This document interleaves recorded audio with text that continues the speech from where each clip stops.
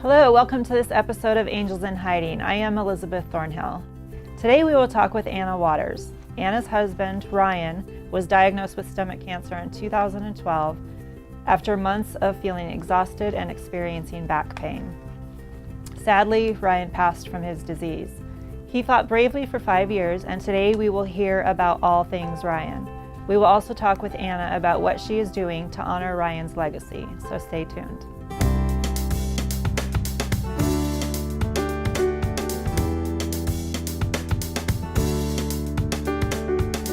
Please welcome my guest today, Anna Waters. Hi, friend. Hi, friend. Welcome to the show. Thank you. Thanks for having me. Of course. You were one of the first people I thought of when this whole thing came about.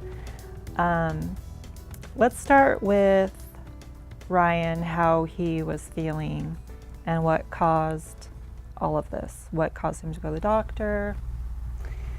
Well, when he was first experiencing symptoms, he was just really tired. I was pregnant at the time. I was 5 months pregnant, and it was about October, and he had been driving back and forth between Taft and where we live in Southern California.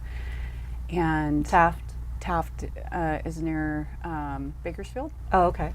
So he had been driving, commuting, getting up really early in the morning, like 3 a.m., driving 3 hours for a commute in his 1972 Datsun 510 station wagon, which is not great for like a good ride, but it's an awesome car, right? And then he drove 3 hours, worked a 12-hour shift for his robotics company, and then drove an additional 3 hours back. And he was doing that 5 to 6 days a week. And so we thought, well, he's tired for obviously, the commute, and the back pain's probably from sitting in the old seats that, have lost their cushioning. So, but it just started to ramp up and up and up. And then by December, he was so tired that we were at a party at our house with all our friends. And yes, he's an introvert and I'm an extrovert, but he went to bed in the middle of the party. And like, even an introvert wouldn't do that around people he's comfortable with, right? So I turn around and I'm like, where's Ryan? And they're like, well, he went to bed. And I'm like, it's like 6 p.m. What? And so I went upstairs. He's like, I'm really tired. And he ended up sleeping for almost 7 days. And oh, wow. I was like, something's really wrong. You have to go to the doctor. Well, they're just going to tell me to take 2 of these and call me in the morning. And I'm like, finally by the 7th day, I was like, something's wrong. Like, we need to go. And the doctor ran some tests and found that he wanted to do a blood test, a urine test, and a test for his kidneys to see if he had kidney stones. And the blood test came back 0.01 anemic. And for someone his age, he was only just about turning 36 at the time, he shouldn't have been anemic. And so that doctor referred him to a gastroenterologist as a result. And that was January of 2012. And they ran a number of tests. They did a CT scan, and they biopsied. They wanted to do an endoscopy to explore to see if there was any sort of anything. And the doctor ended up finding a tumor that had grown from his stomach up into his esophagus. And the CT scan found that he had tumors in his lymph nodes and his entire abdominal cavity, which they at first thought was lymphoma, but they had to do a second endoscopy to biopsy the stomach tumor, and they did determine it was stage 4 stomach cancer. Stage 4. Correct. Yeah. Wow. What was it like getting that diagnosis? Because you guys you had no inclination that anything was wrong other than that he was tired. When they did the biopsy the first time, it came back no cancer. Oh, really? It did. And the doctor was a brand new doctor, and he was a year younger than Ryan. He had just started his practice. And so he said, I want to defer to the experts on the second biopsy just to make sure and use somebody who's already experienced in order to see if it is cancer. So I was a couple weeks away from my due date at that point. Right, she was pregnant at the time. Yeah, so I was completely not expecting what I got, because when the doctor walked in before the second endoscopy, he said, I do this all the time. I've been doing this for 20 years. And it's not cancer, and right? It's definitely not stomach cancer. It's probably lymphoma. We're just going to check the boxes, ship him home. He'll be great. No problem. We'll be back in an hour. Go have a latte, right? So I believed him, and I came back an hour later, and he's like, I checked the labs 3 times myself, which I don't do. And it's stomach cancer and it spread, and don't wait. I'm like, I'm 9 months pregnant. He's like, don't wait, get to an oncologist. And I went downstairs, and I had to go get the car, and I thought, I need to eat, I'm hungry. Baby's hungry, so I had a chocolate muffin. And I just thought about the couple sitting behind me who they were just talking about everyday mundane things, and I said, my life of talking about mundane things has completely ended right now, and I can never go back to that.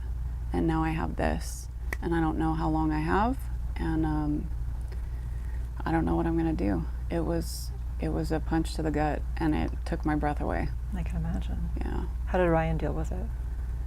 Well, he was loopy. So if you've seen the movie Groundhog Day, I had to literally tell him like 11 times, because they said the medication will make his memory gone. Right. So he'd be like, tell me what happened. And I'd be like, okay. And so I'd tell him, and then he'd be really sad. And so I'd relive it, right? You had to go through that like 12 times. I did. And then he'd fall asleep. And then he'd wake up, tell me what happened. And I'm like, oh my gosh, I can't do this again. And by the 11th time, I mean, I was like, okay. You're like, I'll tell you tomorrow. Right? And that's what I told him, but then he insisted. I mean, can you imagine being... No, I've been there, so I know. Yeah. Right? No, you want to know. Right? You want to know. So he kept insisting. So the next morning I knew that he would know. And, you know, there's nothing like it. No, there's not. And he was 36, and we had, you know, our baby due, and it was, what do? We just held each other and cried. It was sad. Yeah. I know you guys are both Christians, as am I. So did that diagnosis make you question God at all? Like, not in a way where you doubt him, but just like a why me kind of thing? Well, what's interesting is the first thing out of the doctor who did the first endoscopy, the first thing out of his mouth was, so do you pray? And I said, I actually do, I'm a Christian. And he said, good, because if you weren't, I was going to tell you, you need to start right now. And every doctor along the way was actually born-again believer. So and this is at City of Hope? No, this is before City of Hope. Oh, this is before City of Hope. At Riverside Medical Clinic, I think is what it's called. So every single one of them along the way. The first doctor who was general practice, we went to an urgent care. The one he referred us to, the gastroenterologist, he was a Christian. And then at City of Hope, his oncologist was Dr. Lim. He was also a Christian. And his clinical trials nurse, she was a Christian too. Wow, that's so pretty incredible. It is, I mean, it's the likelihood of that. Exactly. Yeah. So God orchestrated all these different people to come into our lives. That support system alone, that did really help. We read a lot. Yeah. I read a lot, and then this diagnosis really had Ryan reading a lot too, and searching out, you know, almost, God, I don't you kind of understand. almost have to not convince yourself, but remind yourself, Yes, right? Because exactly. those emotions are so strong, and So they true. lead us astray so often. Yes. So Yeah. Anne Graham Lotz wrote a book called Why, which we read. I believe that's who wrote it. And then Randy Alcorn's If God is Good. That was a big book on just questioning the big whys, you know, tsunamis and cancer Right. and kids. If God is good, then why does this Why stuff do happen? all these things happen? So when you run it through that filter and you think about, okay, I run it through the no God filter, not a good place to be. I spent 30 minutes there maybe, and I was like, not so much. Right. Unequivocally time after time after time, the Lord brought friends, he brought colleagues, he brought Ryan's coworkers, he brought circumstances, he brought people into our lives. He guided, directed, had his hand on, and we could tell that he never let go. And so for me to say, I probably did less questioning before Ryan passed away, and Ryan did a lot of that kind of soul-searching questions. And then since he's passed away a year and a half ago, that's where now a whole nother round. Right? I get to ask those questions, because then I'm a single mom, I'm 40. God, what are you doing? Yeah. Like, really, this isn't the plan. So that's kind of where my questioning came in. And I mean, I'll admit it. Yeah, I look all put together today, right? But I've been on the floor crying too. I mean, questioning God at 3 a.m. What are you doing? Why is this happening to me? But Pastor Lynn, who I know was a guest on your show previously, he has helped. He was there while Ryan was walking the journey, and he's also supported my family and I. And he has reminded me over and over again that God is sovereign. God's on the throne. God knows what he's doing, and God has me by his righteous right hand. He's not going to let me go. And Pastor Lynn's not going to let me go either. So I can't help but see God in all of it. So yeah. Speaking of Lynn, yes, I had a little chat with him. Of just course because you did. I knew, right? I knew we met when Salitha was being dedicated. She was still quite young, and I remember you telling me that day that he had been diagnosed with stage 4, and it kind of took my breath away, because I didn't know what to say, and I'm sure that's quite common. Like, people don't know what to say, and I often tell people it's okay that you don't know what to say. It's very true. Totally fine. But I know that Lynn was very close to Ryan, so I wanted to talk to him before you came on, just so I could get to know Ryan a little bit through somebody else's eyes. Yeah. And they were bros, so they had a different dynamic than Ryan. I learned in a very, I don't know, maybe a 10-minute conversation, I learned quite a bit about Ryan. So, and you can, please, if I ask something that you don't want to answer. Oh, no. My life's an open book. Okay. Part of my sleeve. So one of the things he was talking about, and I think this is something that all of us can relate to, at least those with children, were the cards. And that you had purchased them, and Ryan was being a little obstinate maybe and not signing them. And the day that he died, you had asked him to sign. So we talked to Anna, the extrovert, talked to several people through the cancer journey. Yes. And some of the advice that we got, we kept. Some of it we put in we'll wait until later, and some we put in the trash can, and we put the lid on, and we did a lot of forgiveness and ash burning dance things, right? So the advice that we waited on was somebody had told us, as the children age, they want to have a piece of their dad, especially if dad passes away. Give them that gift by leaving them some love notes and that type of thing. That was something Ryan couldn't do. That was the only thing he couldn't do. He did one video once, and it's so hard to watch.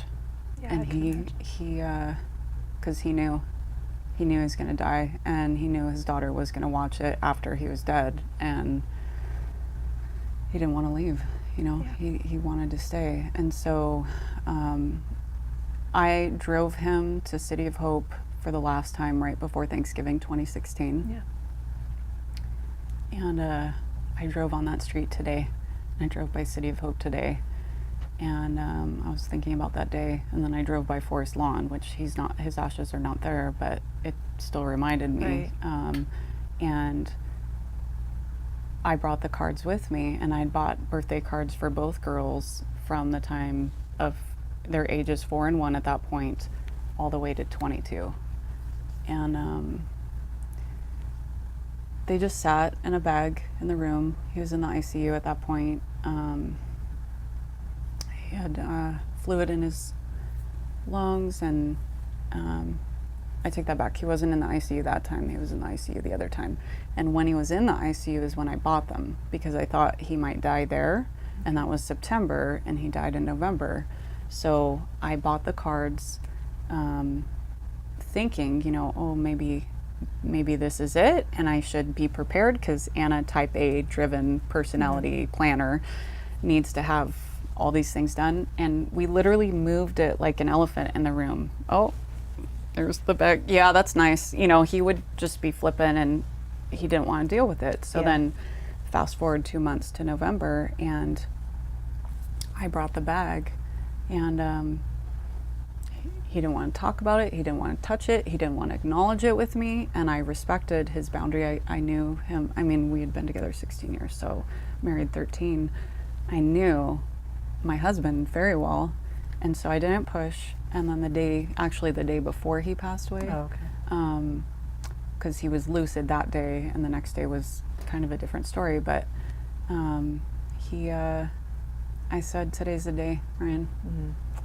And he couldn't speak, and I got the cards out, and I put a pen in his hand, and I said, all you need to write is love, Dad.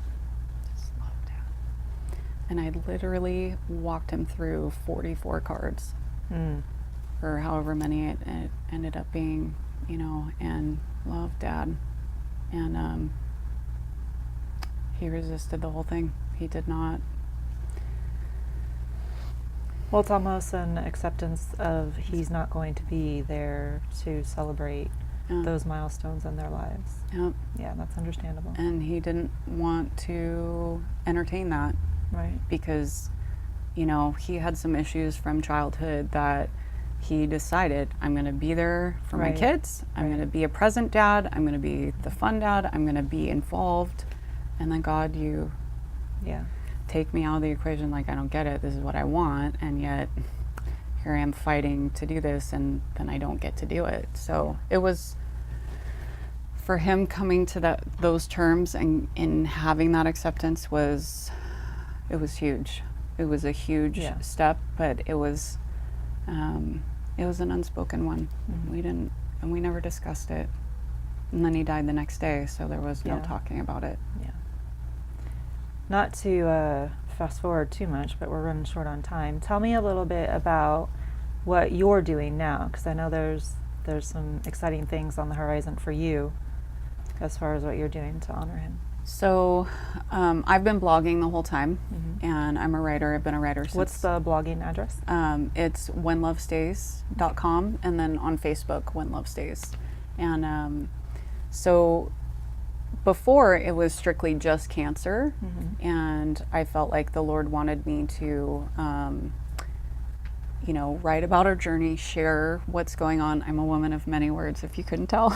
Yes, I know. And I love to tell stories, and I love to write about it better because I can mull on it, think about it, and then edit it. And and I want my readers to feel what I'm feeling, and often they cry through it, and I say, well, you cried through it because I was crying through it as I was writing it. So God's blessed that work, not through any effort of my own, but when I write about Ryan, it really touches people's lives. And so I've done that for the last, now it's going on 6 years. And then the first part of since his death, I wrote as many words as I did in the full 5 years that he was dying, or almost 5 years, as 1 year. So I wrote about 400 pages in blog posts in 5 years.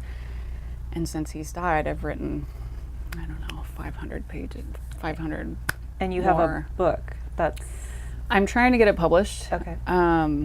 And I've been rejected twice, but apparently that's nothing in publishing rejection land. So I've heard Zig Ziglar like almost 50 times. And eventually we'll have a book. What's the title of the book? When Love Stays. Of course. Right? Yeah. Yeah. And you have 2 girls now. I do. So now they're 6 and 2. Yeah. And we talk about Ryan. We do. And Talitha, the oldest, and Joy is the youngest. Joy will say Dada. She sees pictures of him and she knows who he is, but Talitha has some really awesome memories, and every once in a while she'll say, Mommy, remember that time we were at the air show with Daddy and I got a Slurpee and we watched airplanes? And I'm like, you remember that? Yeah. You were like 3. So and you've made your life kind of a ministry.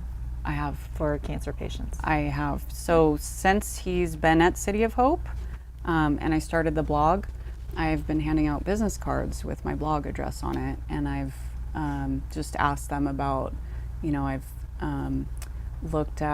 I've showed them the picture of our family, and I've given them a brief synopsis of what's happened, and then I'll ask them, so everyone has trials. Obviously mine involves cancer, being a single mom, Right. but what's your trial? Yeah. And it opens the doorway either to shut it, or it opens it to have me pray for them.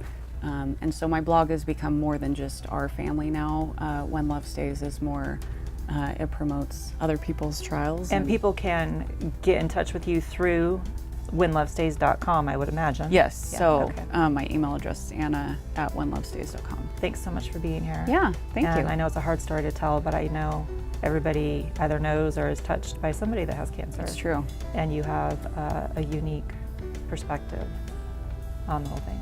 Thank you. Yeah, thanks for being here. Yeah, thanks for having me. Thanks so much for joining us today. That is it for this week, and we will see you next time.